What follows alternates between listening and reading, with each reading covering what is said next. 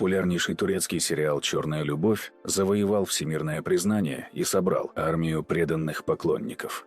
Однако за красивой картинкой, пронзительной музыкой и драматическими взглядами скрывается огромное количество вещей, от которых у публики буквально сдавали нервы. Если смыть романтический флёр становится очевидно, почему до сих пор вокруг этого проекта вспыхивают жаркие споры. Персонажи, которые вызывали только раздражение. Один из главных минусов сериала – это герои, чьи поступки начисто лишены логики и вызвать сочувствие не способны вовсе. Озан – ходячая катастрофа. Брат-близнец Нихан стал настоящим аллергеном для аудитории. Его тотальная незрелость, трусость и постоянные слезы заставили сестру пойти на адскую жертву. При этом сам Озан годами пассивно наблюдал, как разрушается жизнь Нихан, не предприняв ни единой попытки взять ответственность за свои поступки. Зейнеп – мастер-класс по подлости. Сестра Кемаля пробила все мыслимые фальшивые днища. Наступая из раза в раз на одни и те же грабли, она предавала собственную семью ради мира, который вытирать о нее ноги не стеснялся. Но больше всего фанатов бесило то, как сценаристы из раза в раз прощали ей самые мерзкие предательства. Марджан – ненужный и раздражающий элемент. Появление этой комиссарши в сюжете вызвало отторжение у большинства фанатов. Ее персонаж казался откровенно лишним, притянутым за уши и созданным лишь для того, чтобы вставить очередную искусственную палку в колеса главных героев. Вильдан. Ярмарка. Лицемерие. Мать Нихан бесила зрителей своим высокомерием, снобизмом и неспособностью проявить искреннее материнское тепло, когда это было нужно больше всего.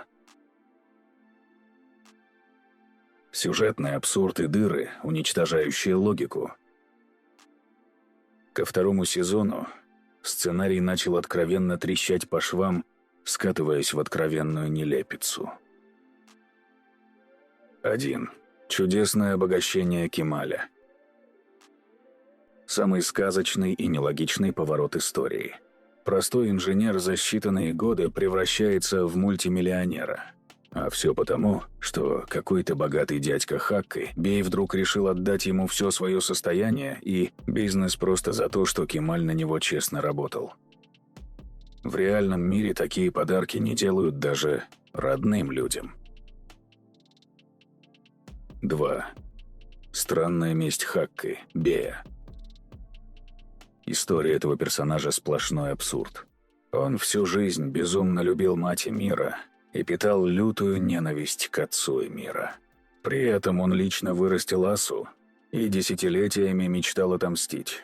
Но имея огромные деньги, связи и власть, Хакки почему-то ничего не предпринимал, а просто сидел и годами чего-то ждал, пока не появился Кемаль.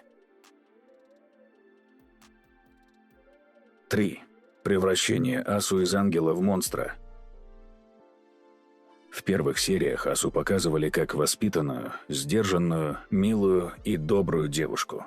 Но затем сценаристы резко переписали ее характер, превратив в психопатическое чудовище. Качели с ее поведением выглядели максимально неестественно. 4. Абсурд с убийством Озана. Замешательство Асу в деле Озана и вся эта история со съемками на камеру выглядит откровенно глупо. Убивать одного человека лишь для того, чтобы потом шантажировать этим другого, максимально извращенная логика. Если персонаж способен легко пойти на убийство, почему бы напрямую не ликвидировать того, кто действительно мешает? 5. Детские прослушки и всемогущество Эмира.